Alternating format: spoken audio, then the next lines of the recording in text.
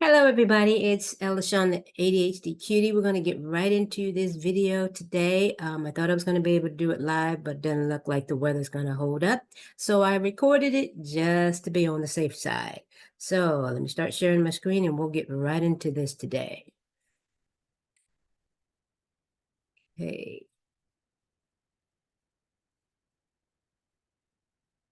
Okay. Oops. All right. Okay. So what is sensory overload? Sensory overload is when your 5 senses, light, sound, taste, touch, and smell, take in more information than your brain can process. Overwhelmed by all the input, the brain responds as it would to a life-threatening situation and enters fight, flight, or freeze mode. Let me say that again. Sensory overload is when your 5 senses, light, sound, taste, touch, and smell, take in more information than your brain can process, hence the overload. Overwhelmed by all the input from your 5 senses, the brain responds as it would to a life-threatening situation and enters fight, flight, or freeze mode. Okay? And that is what your brain will look like. Way too much information all at once coming in from all of your 5 senses. Okay? The airport is a perfect example of where this can easily happen. Airport, restaurants, any place where crowds gather and there's no control over those crowds with the noise, the sights, the smells, the lights. Airport is a perfect example of that. Just the airport can be overwhelming just for anyone, but especially for someone with sensory overload. Okay, so what does sensory overload look like in children? Okay, it can be covering the ears, shutting down, refusal to participate in a certain activity, sleeplessness, laying upside down, hiding, covering their eyes, increasingly distracted and disoriented, tremors, rapid breathing, fidgeting and restlessness. They cannot complete tasks, and they do not want to be touched. Some of this should sound familiar about when I talk about executive dysfunction. They overlap. It all ties in together. When children are sensitive to external stimulation, they may behave in ways that show that they are using all their energy to process that input or avoid the input completely. They may not be able to participate in other activities or engage like they would otherwise. It's important to understand that. That's what we have to understand. Okay? So for kids that are going to school, especially public school, their stimulation starts the moment they get on the bus. I've seen the buses. They look like that and sometimes worse. So the bus ride to school and the bus ride home from school starts off the stimulation process.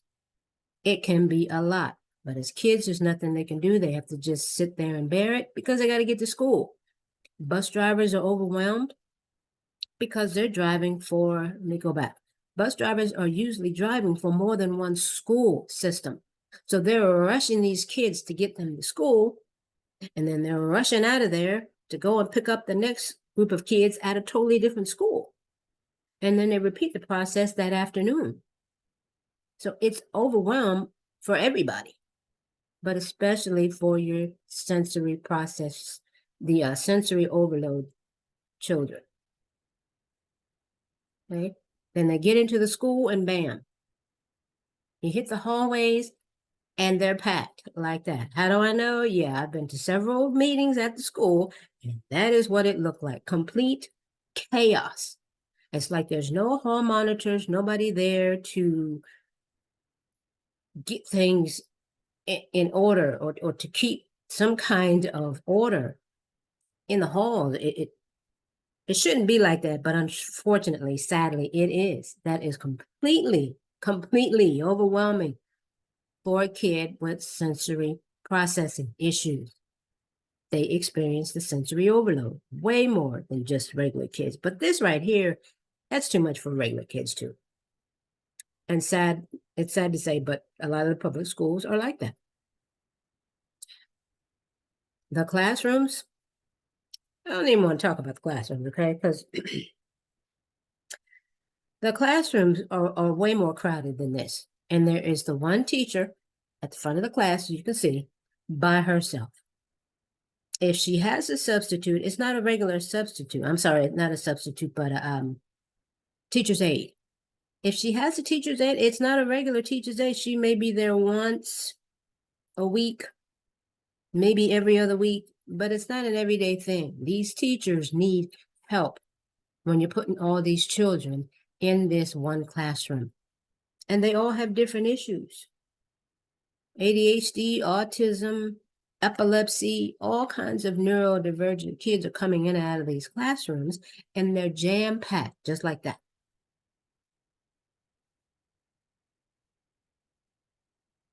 Cafeterias and libraries are other places where this is going on, right in the school. All this is happening throughout the entire school day. So that child, the brain does not get a break from being overstimulated unless they go outside for recess.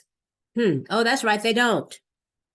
They don't go to recess anymore. I don't know what that's about, but when they do go, it's like a little quick 5 minutes. That's not enough. That's not enough. They need some downtime. The brain needs a break. The brain needs a break. The brain needs a break throughout the school day. Hence recess, so they can reset. I don't know why they don't get that, but it is what it is for now. And so your kid goes, cafeteria is just a madhouse, and then they have to go to their next class after lunch. Well, that child is hyped up like they just drank a pot full of coffee. And more often than not, you have multiple kids who are overstimulated and just overly hyper. They do not know how to self-regulate. That's what it's called, when you can calm yourself down. They are not able to do that. Their brains are not capable of that function. They have to be taught that skill. Let me repeat that. Their brains are not able to perform that function, so they have to be taught that skill. And unfortunately, those skills are not taught in school. They're not. Moving on. So this is what you see. This is the behavior you see. If you don't know that this child is overstimulated, you're just going to think that that's a bratty child having a temper tantrum. He's overstimulated. His brain is like it's just firecrackers, just it's too much, especially when they're young and that age. That is what we need to understand as mothers, as guardians, as educators, even as healthcare givers. You got to understand what you're looking at. They're frustrated. Okay, they could even be defiant because it's just too much for their brains to handle, and they don't know how to communicate that effectively, that that's what's going on in their head. They don't know how. They don't have the mental capacity. They may be smart, but not in those kinds of ways. That comes with maturity. Stop expecting them to be little geniuses at this age to be able to communicate like an adult would. They can't. Some adults can't even communicate effectively. Come on. Come on. Moving on. Okay.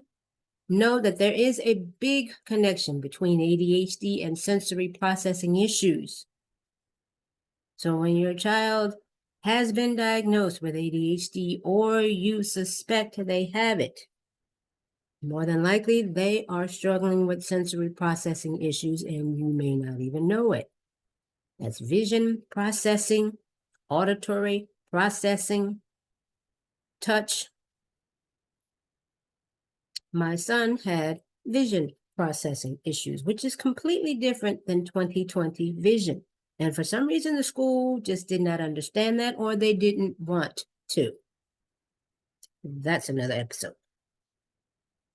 But my son had glasses when he was 3 months old. It took them a month and a half to make the glasses for him. And yes, I said make because they don't have glasses for 3 months old. They even told me, well, we could do it when he's one. No, no, no, no, no. He needs them now. He needs them now. What can you do?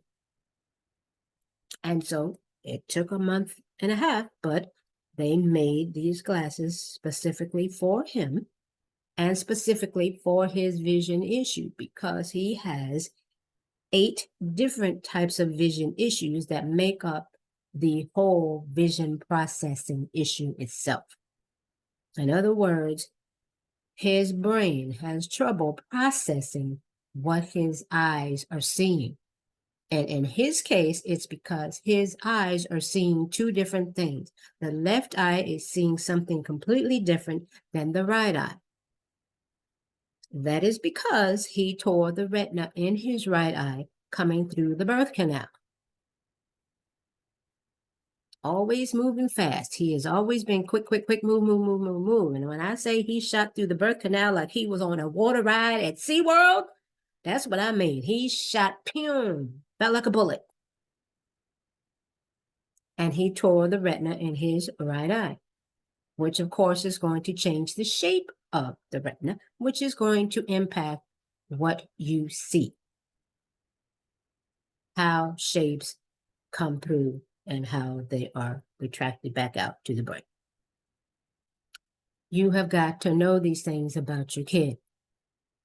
And the symptoms for ADHD overlap with the symptoms of vision processing issue. Because think about it, if you're sitting in class, you're already overstimulated because of the bus ride there and possibly because of lunch, because of all the interactions going on in the hall, and then you have to come in your class and sit and be still.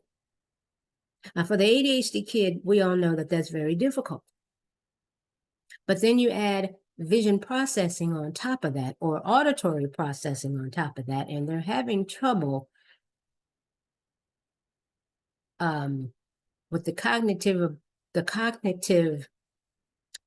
connection between the brain and their vision, or between the brain and their hearing. That is going to be a problem. It's a distraction. It's frustrating.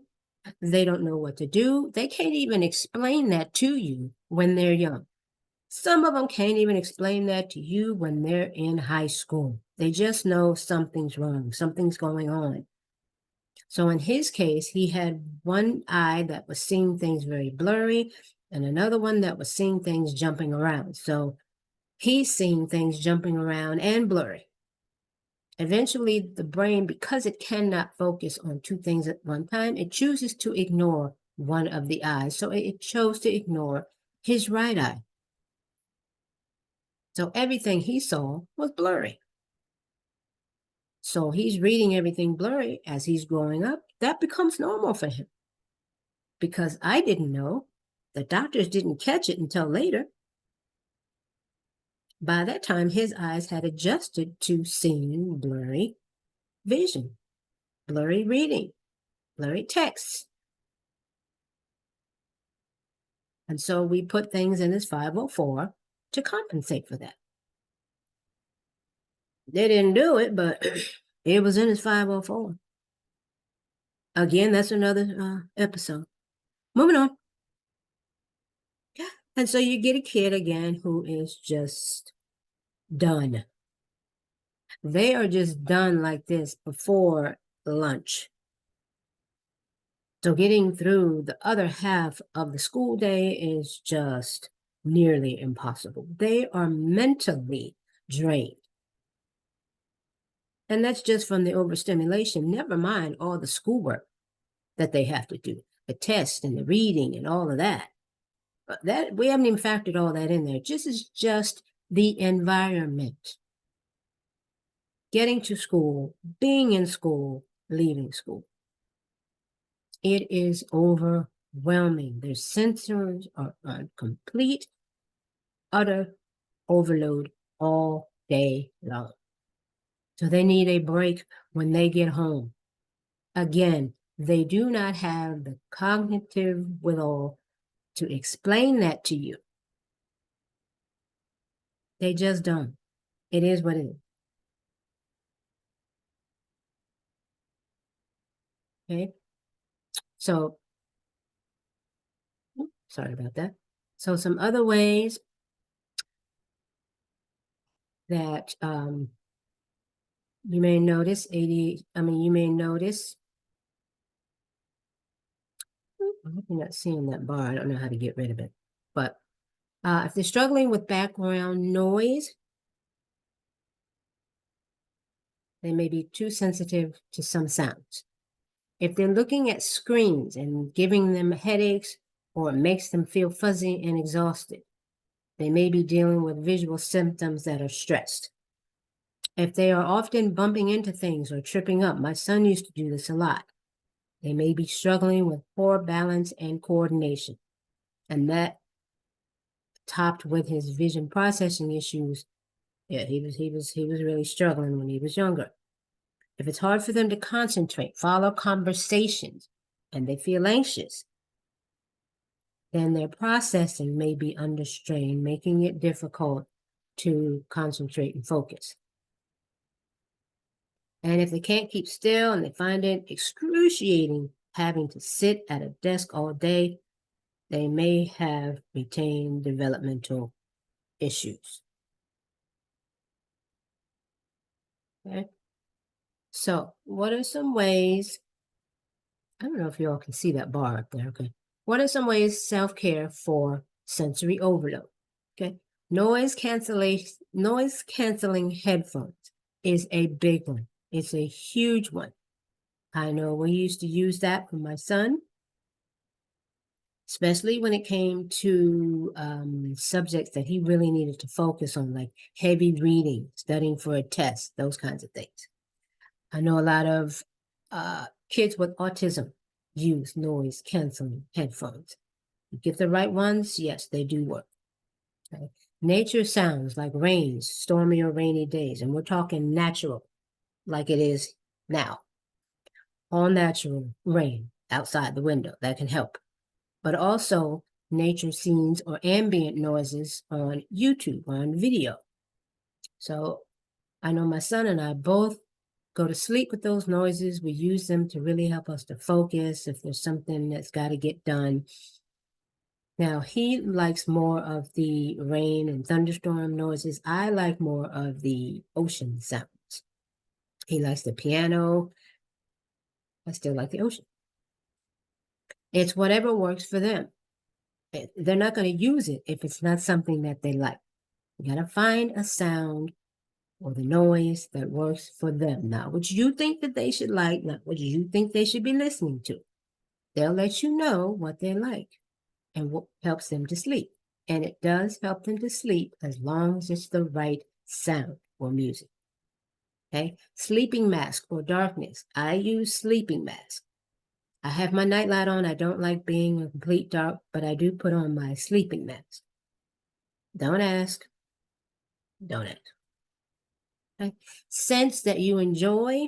You can, they have the spraying scents that you can spray on your sheets and pillows that help to calm the brain, which helps you to sleep better and to stay asleep longer. So you wake up refreshed, rejuvenated, ready for the day. Changing the temperature to warmer or cooler, that makes a huge difference. It is hard to sleep when you are too warm or too cold. And remember, the ADHD or neurodivergent child is overly sensitive anyway. So they're going to feel it more than most of the others in the home or in the classroom. Okay? Soft or low lighting definitely helps. A lot of times, my son and I are very sensitive to bright light. And it doesn't have to be a bright light in a room. It can be the sunlight. Or even if the sun's not out, sometimes the sky is just bright. It can just be too much. For me, because of my advanced glaucoma, it can be almost blinding. I have this crippling pain that shoots through my eyes. It is what it is. Okay. You have guided meditations, and then there's also weighted, soft, or heated blankets and pillows, which again, I know children with autism use those. Okay. Use what works for you. A combination of these, one or two of these, whatever works for you. No one can tell you what works for you because no one's feeling that. No one's going through that but you. So you do what's best for you. Okay? And again, for my single and solo moms, you must always remember, and I say single and solo because there is a difference. Single means you're single, no man, no husband, you're not attached to anybody, baby daddy's going about his business. Solo means that there is usually a man in the picture. He may not be doing a lot to help, or he may not be doing what you need him to do to help. But that's something we as women have to learn to communicate. Okay, so either way, always, always remember that self-care is essential to your sanity and your serenity. You have got to learn to take care of yourself, to refresh and recharge your own batteries before you can help your child or children with any of their issues. Let me say that again. You have to be okay with taking care of yourself before you are in any shape or condition to help your child. A lot of the times we're frustrated from work or the day or from the school calling. And by the time you get home, you're just so frazzled. The kid is there and you take it out on the kid. You're fussing at him, punishing him for something little. You're overstimulated. Okay, you've got to step back, take care of yourself, calm your brain, which will calm your body, your mind. You have to get calm in order to help them get calm. Okay? All right, so again, the overstimulation is caused by the brain. Okay, it's a response from the brain. It is not a behavioral issue. The behavior you see is a result of the brain's response to the overstimulation. Please stop fussing and yelling and going off and punishing and all of that. Your kids for something that they don't even understand what's going on. Help them through it, but you've got to be calm first. Okay? All right, so that's all I have for today. I left a link in the description box. I hope that you will join me for my upcoming webinar coming first week of January. So stay tuned for that. Please click on the description box and register for that. I will see you all next week. And as I always say, please be kind to your mind and to others. Be sure to like, share, and subscribe. Have a great week, everybody.